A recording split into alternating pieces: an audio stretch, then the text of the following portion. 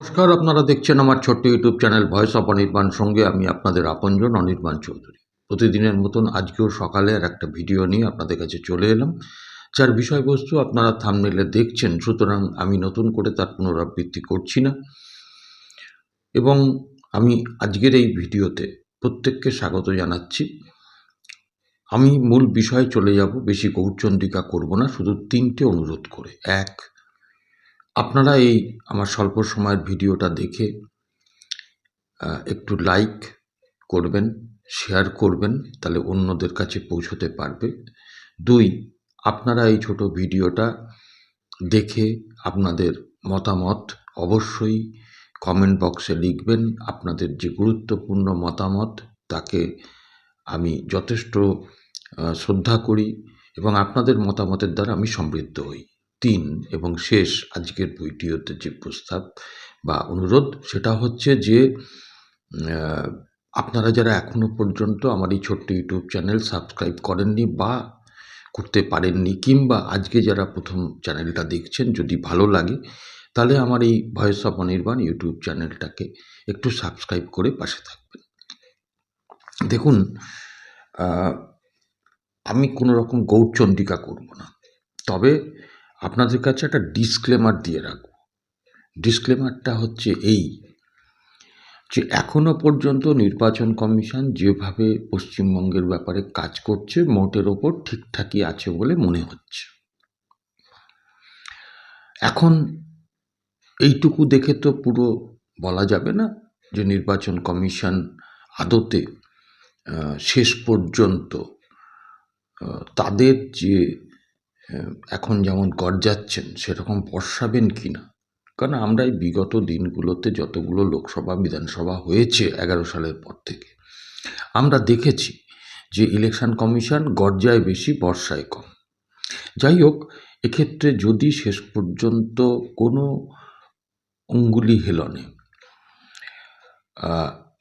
Coat unquote স্বশাসিত নিরপেক্ষ election commission ইলেকশনটাকে শেষ পর্যন্ত ছেড়ে না দেয়, অর্থাৎ আমাদের রাজ্যের শাসক দলের কাছে ছেড়ে না দেয়, তাহলে কিন্তু এবারের নির্বাচনটা 11 সালের পরে একটা দেখার মতো নির্বাচন হবে বলেই মনে হয়।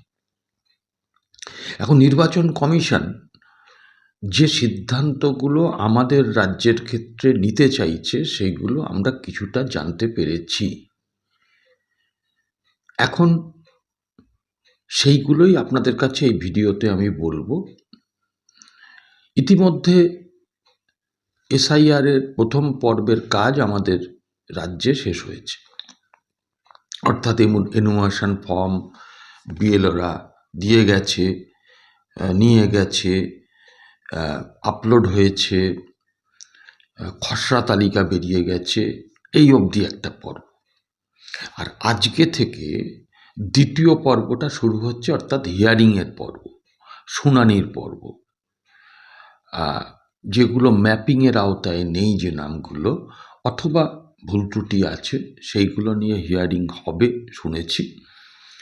14ই ফেব্রুয়ারি চূড়ান্ত ভোটার লিস্ট পাবলিশড হবে, অর্থাৎ 1 মাসের মতন ধরে শুনানি হবে। এখন 14ই ফেব্রুয়ারি যে ফাইনাল ভোটার লিস্ট পাবলিশড হবে, সেটা আবার শুনছি নাকি পিছিয়েও যেতে পারে কয়েকদিন। যাই হোক, সেটা আজকের আলোচ্য বিষয় নয়। তবে মোটামুটি কত নাম বাদ যাবে না যাবে, আমি দেখুন সঠিকভাবে সেইভাবে অনুমান করতে পারি, কিন্তু ওটা না বলাটাই ভালো।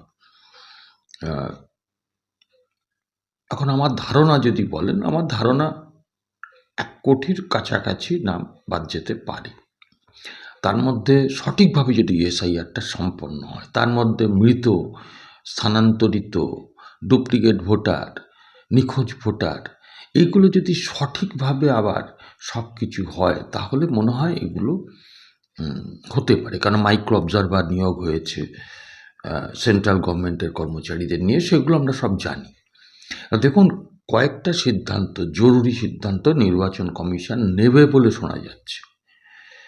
এক হচ্ছে যে সেন্ট্রাল ফোর্স কিন্তু এবারে আসবে, তবে সেন্ট্রাল ফোর্স বা কেন্দ্রীয় বাহিনীর পাশাপাশি এবারে বিভিন্ন রাজ্যে, যে রাজ্যগুলোতে নির্বাচন থাকছে না ওই সময়, সেই রাজ্যগুলো থেকে সশস্ত্র পুলিশ বাহিনী আমাদের রাজ্যে আসবে, যেটা বিহারেও ছিল 68% ভিন রাজ্যের সশস্ত্র পুলিশ বাহিনী, আমাদের রাজ্যে শোনা যাচ্ছে সেটা 70% থাকবে, আর 30% হচ্ছে কেন্দ্রীয় বাহিনী। 2 নম্বর হচ্ছে যে এবারে ভোটটা যা শুনলাম 5-6 দফার মধ্যেই কমপ্লিট হবে, অর্থাৎ 8 দফা যেগুলো বিগত দিনে হয়েছে, নির্বাচন কমিশন হয়তো 5-6 দফার মধ্যে শেষ করতে পারেন। এ নিয়ে এখনো চর্চা চলছে। 3 নম্বর যেটা বিষয় সেটা হচ্ছে যে বুথের মধ্যে কেন্দ্রীয় বাহিনী বা ওই আপনার ভিন রাজ্যের সশস্ত্র পুলিশ কর্মীরাই থাকবেন, রাজ্য পুলিশ সেখানে এন্ট্রি পাবে না, এবং রাজ্য পুলিশ সার্বিকভাবে ইলেকশনের দিনগুলোতে বা ইলেকশনের ব্যাপারে খুব একটা বড় দায়িত্ব পালন করতে পারবে না। সবথেকে একটা ব্যাপার নিয়ে ইলেকশন কমিশনের কাছে নানান রকমভাবে খবর গেছে, কয়েকটা বিষয়, সেগুলোর উপর ইলেকশন কমিশন সিদ্ধান্ত নিয়ে নেবে বলে শোনা যাচ্ছে। যেমন কিউআরটি, কুইক রেসপন্স।